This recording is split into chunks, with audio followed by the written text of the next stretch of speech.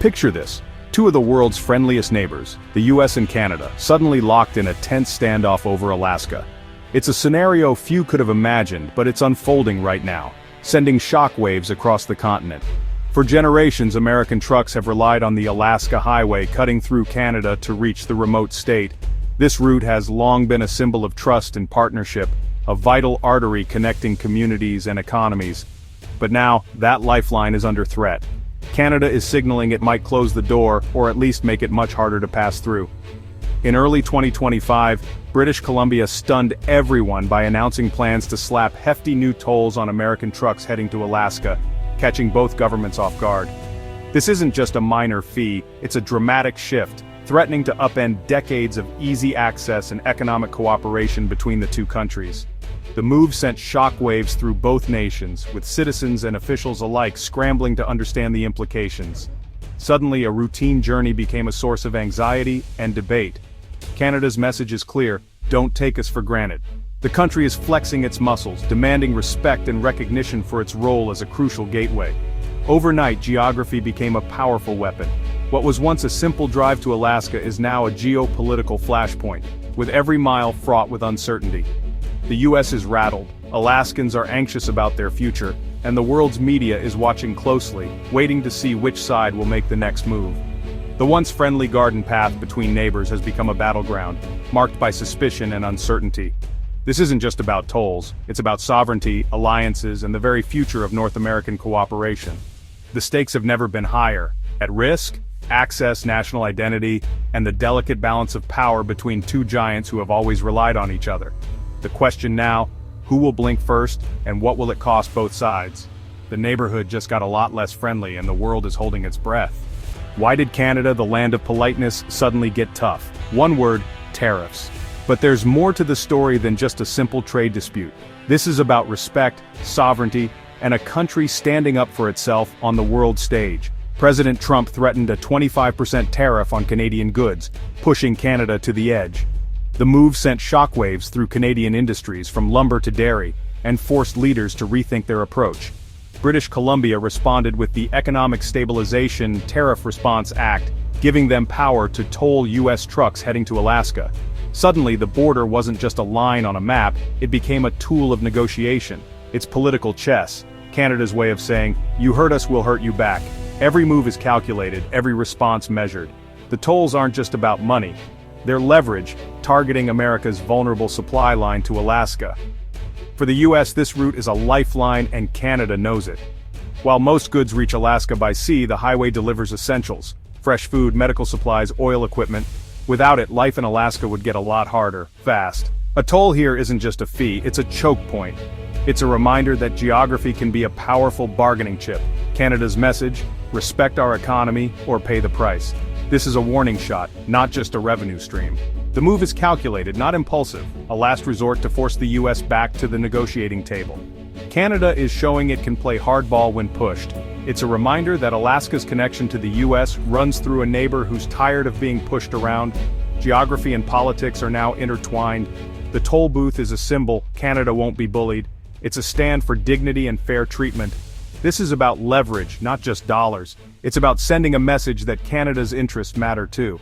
The quiet neighbor is finally making noise. Canadians are rallying behind their leaders, demanding respect on the global stage, and the US can't ignore it. The world is watching as Canada stands its ground. Trump's response: pure fire.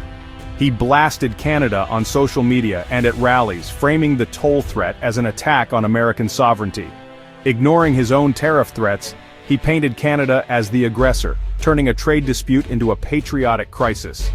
"They're trying to cut off Alaska, not on my watch," he declared. Trump's strategy: escalate, blame, and rally his base. He even floated wild ideas: military action, annexation, fueling the drama. For Trump, it's not about negotiation, it's about domination. The issue became a rallying cry: defend Alaska, punish Canada.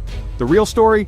A trade spat spun into a nationalistic showdown. Trump doubled down, raising the stakes and turning Canada into the villain of the week. The border dispute became another episode in his ongoing political saga. British Columbia's toll threat was just the beginning. What started as a regional response quickly ignited a wave of action across the country, as Canadians realized the stakes were higher than ever. Soon, all of Canada joined in. with provinces from coast to coast rallying together in a show of unprecedented solidarity. Prime Minister Trudeau announced sweeping federal tariffs on U.S. goods, making it clear that Canada would not back down. The government's message was firm. Canada stands united, ready to defend its interests. Ontario targeted the U.S. energy sector, slapping a 25% surcharge on electricity exports. This move sent shockwaves through American utility companies, who suddenly faced soaring costs. The Yukon hit back by boycotting American liquor and reviewing contracts with U.S. firms, signaling that even the smallest provinces would play their part. British Columbia stopped stocking booze from Republican-led states, sending a pointed message to U.S. lawmakers. Canada's message was unmistakable. This isn't just BC's fight, it's a national stand for fairness and respect. Provinces and territories coordinated, using every tool available, tariffs, surcharges, boycotts, and public campaigns, to maximize their impact. The retaliation was targeted and strategic, designed to hurt key U.S. industries where it would be felt most: jobs, exports, and local economies. Even political rivals in Canada stood together, putting aside differences to show rare unity in the face of external pressure.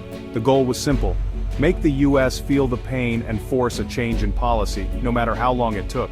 Canada proved it could hit back hard, and with precision, leveraging its economic power in ways few expected.